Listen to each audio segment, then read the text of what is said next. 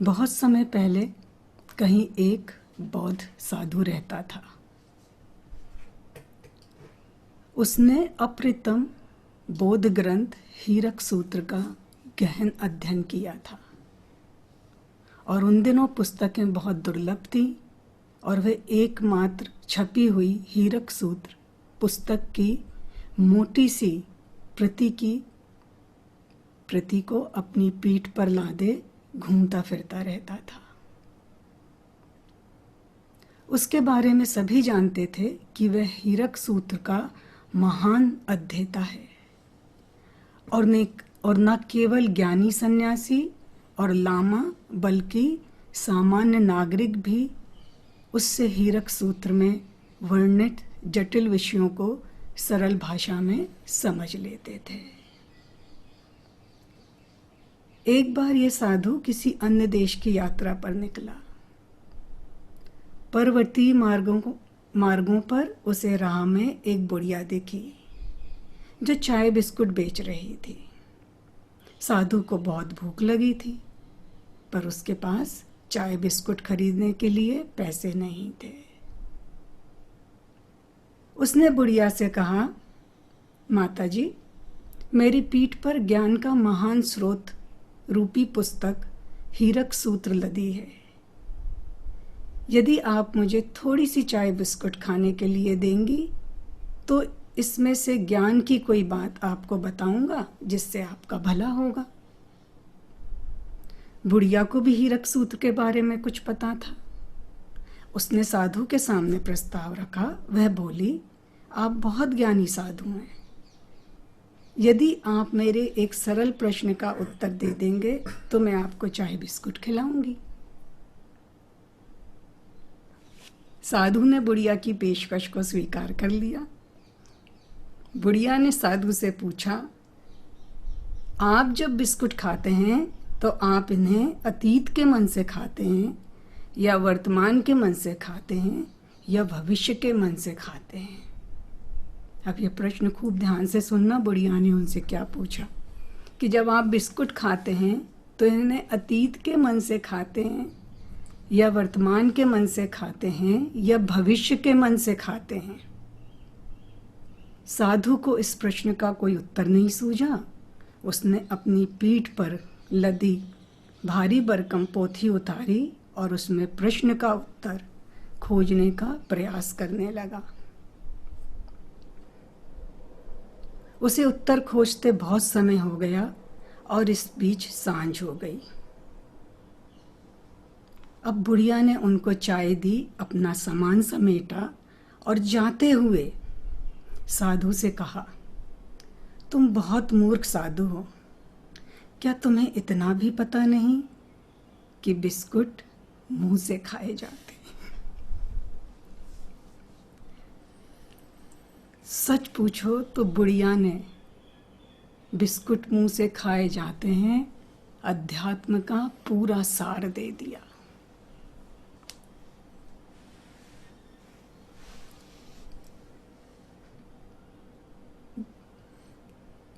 ध्यान क्या है? इस क्षण को पूरी समग्रता से जी लेना। कहाँ अतीत, कहाँ भविष्य, कहाँ वर्तमान, इस क्षण में सब कुछ है। Here and now. Don't miss this moment.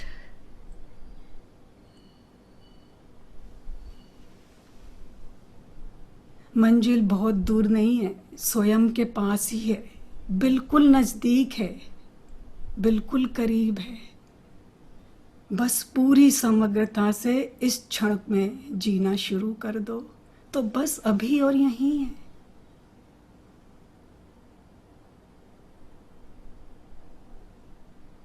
अब और ना रुको, बस दिन है 4। 2 आरजू में बीत गए, 2 इंतजारी में।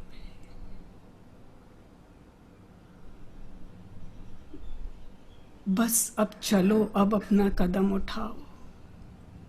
हर संडे बाबा कोई ना कोई ध्यान की विधि कराते हैं। उस विधि को करो। उसको बस ऐसा मत सोच लो कि अभी कर ली और हो गया। नहीं, कम से कम 1 हफ्ते तो जारी रखो। कितने कितने कितने उपाय बताते हैं हर संडे को, और कदम तो उठाना पड़ेगा। बिना कदम उठाए बात नहीं बनेगी। बहुत सरल भी है और साथ ही साथ कठिन भी। सरल, जब तुम्हें पहुंच जाओगे इस मंजिल तक तो पता चलेगा कि कितनी सरल है, कितनी सरल है।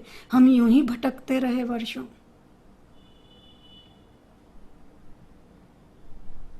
तो खूब आप लोगों से ये बात कहना चाहूँगी कि हर हफ्ते जो एक ध्यान का उपाय कराया जा रहा है उसे करो, उसे छोड़ मत दो। और फिर बुढ़िया ने उस साधु को भी खूब शुभकामनाएं दी कि तेरी यात्रा भी सफल हो, तू भी उस मंजिल तक पहुँचे। आप सबको भी खूब सारी शुभकामनाएं कि आप भी अपनी मंजिल तक पहुँचे। खूब सारा प्यार। माँ ने कल ये कहानी जब मुझे कही तो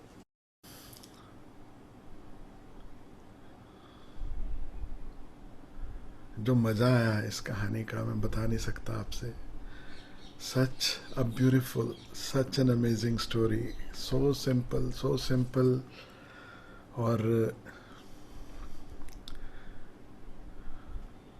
माँ को सुन रहा था, माँ को देख रहा था और हंस भी रहा था कि ये बुढ़िया पक्का माँ ही जैसी कोई होगी। हालांकि माँ अभी बूढ़ी नहीं है, लेकिन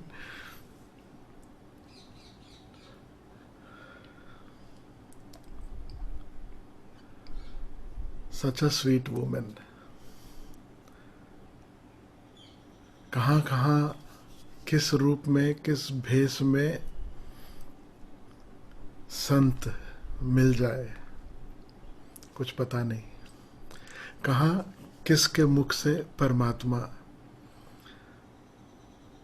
कुछ कहलवा दे जिससे हमारी बात बन जाए कुछ पता नहीं। This is the mystery, this is the beauty.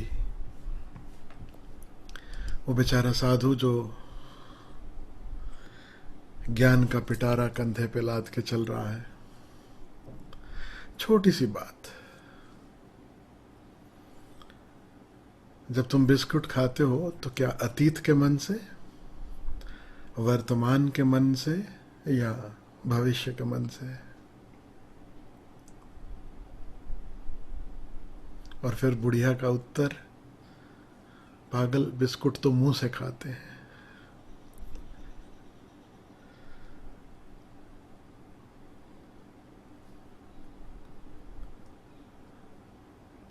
इससे बेहतर हियर एंड नाउ के लिए वचन नहीं हो सकते, मैंने नहीं सुने। सच पूछो तो उस बुढ़िया ने दीक्षा दे दी, महामंत्र दे दिया, इस क्षण में परिपूर्णता में जियो। न यहां अतीत है न भविष्य है। और मैं आपको हकीकत कहूं, जहां अतीत नहीं, भविष्य नहीं, वहां वर्तमान कैसे हो सकता है?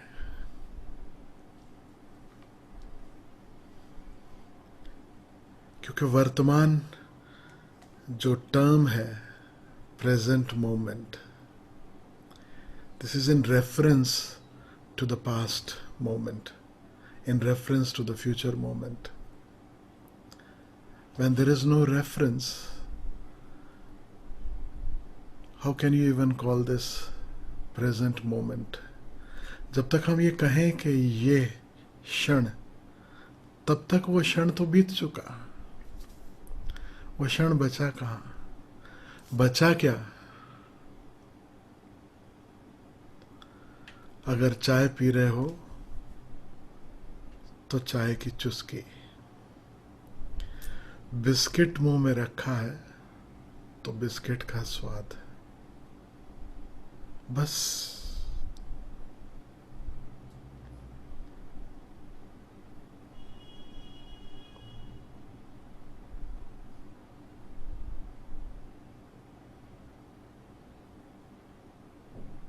भगवान शिव की एक विधि याद आ गई मुझे। बड़ी प्यारी सी विधि देते हैं भगवान शिव कि जब कुछ खा रहे हो, जब भोजन कर रहे हो, तो स्वाद ही हो जाओ।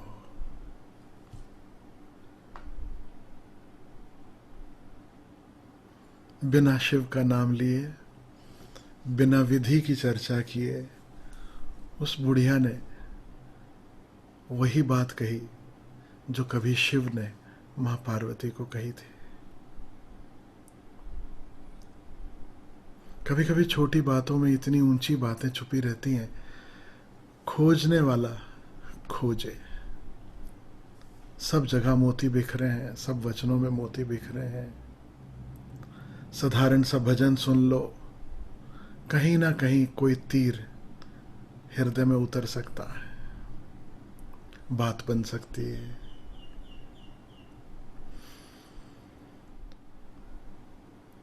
चूंकि चर्चा पीछे मन की चली आ रही है, तो मन का यह नियम है, मन का यह खेल है, मन का ये स्वभाव है, मन का ये ढंग है कि वो सदा अतीत में या भविष्य में जीता है।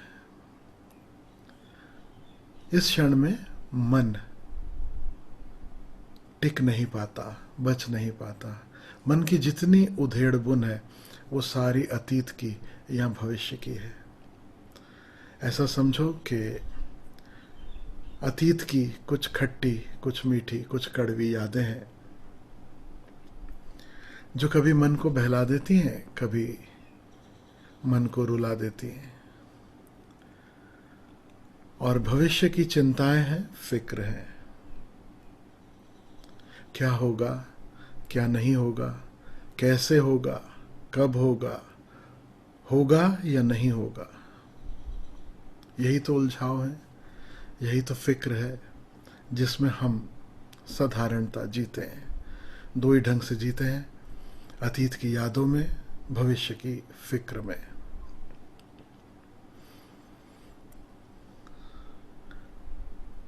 और हकीकत है कि अतीत जा चुका। जो सुखद था या दुखद था वह विदा हो चुका, अब वह नहीं है। कहीं ढूंढने जाओ, कहीं खोजने जाओ, कुछ भी नहीं बचा। पानी पे खींची लकीरें, बहता पानी, लकीरें कब की मिट गईं, लकीरें कब की खो गईं। लेकिन उन लकीरों को याद करके हमारा जीवन हम जीते हैं, या सच कहो जीते नहीं, बिताते हैं। जीवन बिताने में और जीवन जीने में बहुत बड़ा भेद है।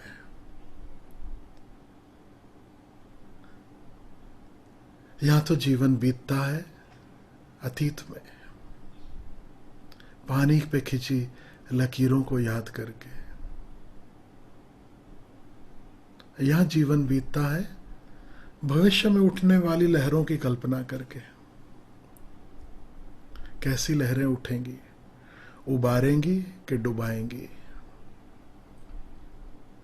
राम जाने।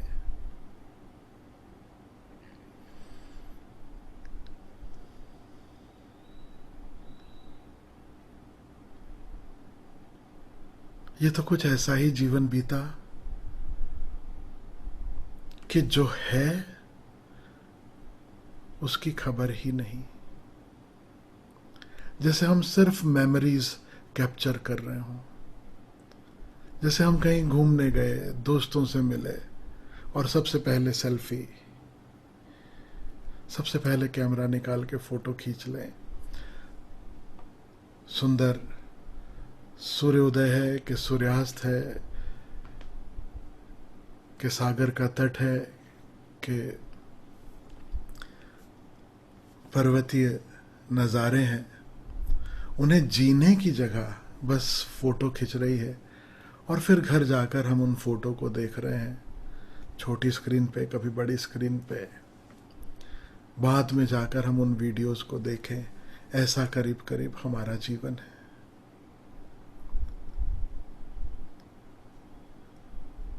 जीवन जिया तो थक जाता है, जब हम जहाँ हैं वहाँ पूर्णता मौजूद हो। जब वो बिस्किट चख रहे हैं तो बस वो बिस्किट हो, स्वाद हो। जैसे सब जगत, सब अतीत, सब भविष्य खो गया। काश हम ऐसा जीना सीख सकें। हर क्षण, हर पल मौज में। गीत सुनते हो ना, शाम सवेरे हुन मौजा ही मौजा। ये मौज कब आती है? जब इस क्षण में टिकना, होना हम सीख सकें।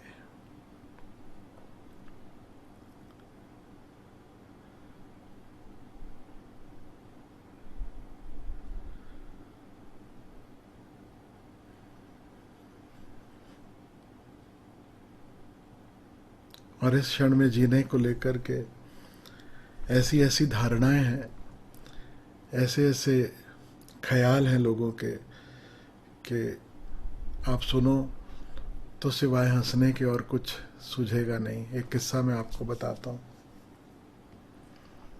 इस क्षण में जीना जो है वो अक्सर लोग दूसरों को सिखाते हैं। खुद इस क्षण में जीना वो जरा कठिन हो जाता है। मुझे याद है, मैं आश्रम में था और जो भी मित्र आश्रम में रहते हैं ज़्यादा कुछ कामकाज तो कर नहीं रहे थे। जो भी उनकी ऊर्जा है, जो समय है, वो आश्रम में दे रहे हैं। तो पैसा, जैसे वो साधु के पास पैसा नहीं था चाय और बिस्किट के लिए। साधुओं की हालत सदा से ऐसी ही रही है। साधकों की हालत, जिन्होंने पूरा जीवन कभी साधना में ही लगाया हो, तो करीब करीब ऐसी हालत रहती है। जो सब छोड़ छाड़ के कभी गुरुकुल में किसी साधना स्थल पर साधना करते, तो बड़ा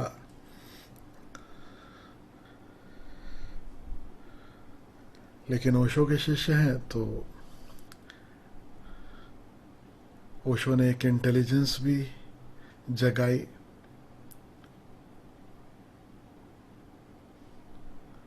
तो कुछ ना कुछ कभी कर लिया किनारे पर, तो थोड़े बहुत पैसे आ भी जाते थे।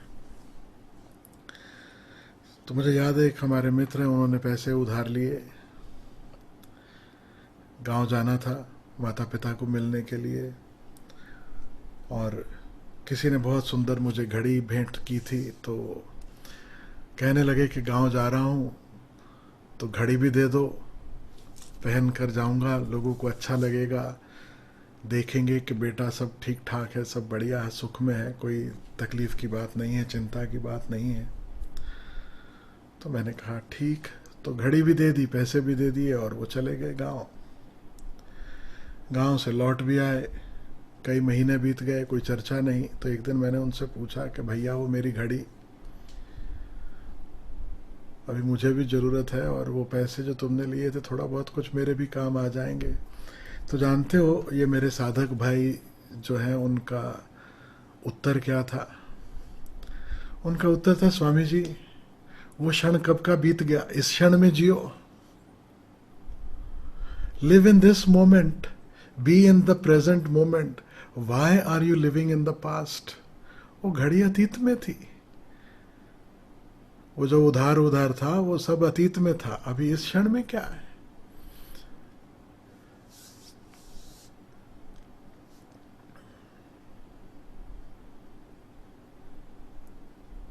इस क्षण में जीने का कहीं ये अर्थ नहीं कि आपको फ्लाइट पकड़ना है, ट्रेन से कहीं जाना है तो आप पहले से टिकट नहीं कराओगे। इस क्षण में होने का यह अर्थ नहीं है कि जब प्यास लगेगी तब कुआं खोदना शुरू करोगे। इस क्षण में होने का यह अर्थ बिल्कुल नहीं है कि जब भूख लगेगी तब तुम जाओगे चूल्हे का इंतज़ाम करने के लिए, सब्जी भाजी खरीदने। हमसे ज़्यादा समझदार तो चींटियां हैं देखते हो ना, बारिश का मौसम है, अभी शुरू हो गया। चींटियां बारिश के मौसम से पहले ही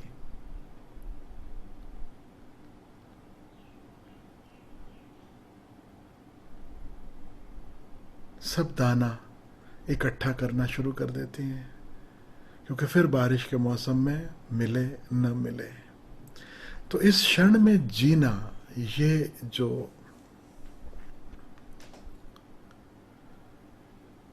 हर संत की, हर सदगुरु की देशना है, इसके अर्थ बड़े गहरे हैं। इसके अर्थ बहुत साधारण ढंग से नहीं लिए जा सकते। और इस क्षण में जीना सिर्फ इस क्षण में जीकर ही सीखा जा सकता है, छोटे छोटे उपाय करते हुए, छोटे छोटे ढंगों से, बार बार मन की आदत, जब वो दौड़ने लगे, जब वो भागने लगे, वहां से उसे खींच कर इस क्षण में ले आना। असली बात है कि मन का ही भटकाव है, मन की ही सब उलझने हैं। न शरीर का भटकाव है, न आत्मा का भटकाव है, सारे भटकाव सिर्फ मन के हैं। मन किसी तरह टिक जाए, मन किसी तरह ठहर जाए, मन किसी तरह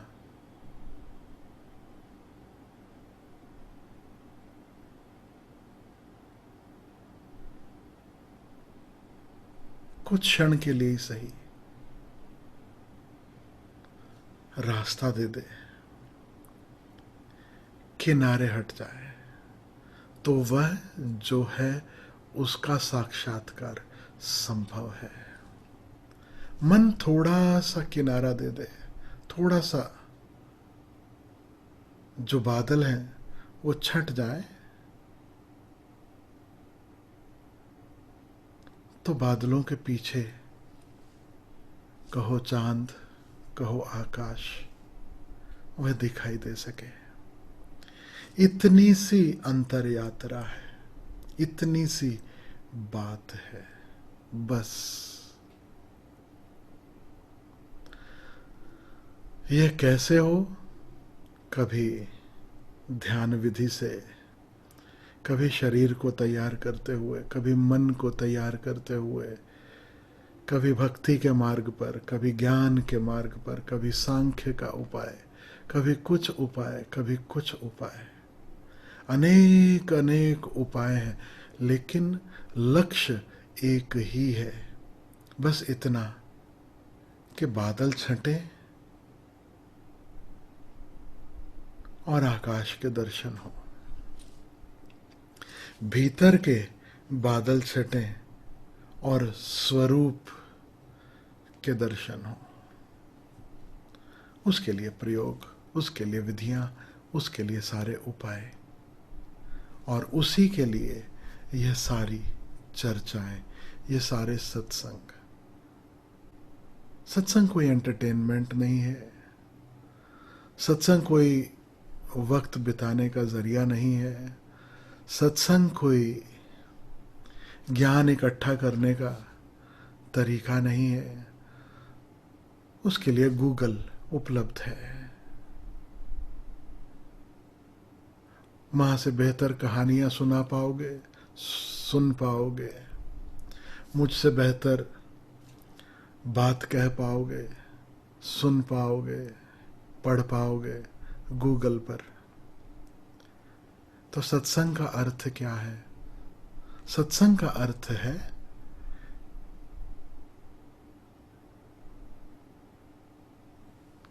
कि संग संग होने में, उस सत्य का गीत गाते गाते, क्षण भर के लिए ही सही, उस सत्य की थोड़ी सी झलक, एक बिजली कौंध जाए और उसकी झलक मिल जाए, क्षण भर के लिए सही पगडंडी दिखाई देने लगे,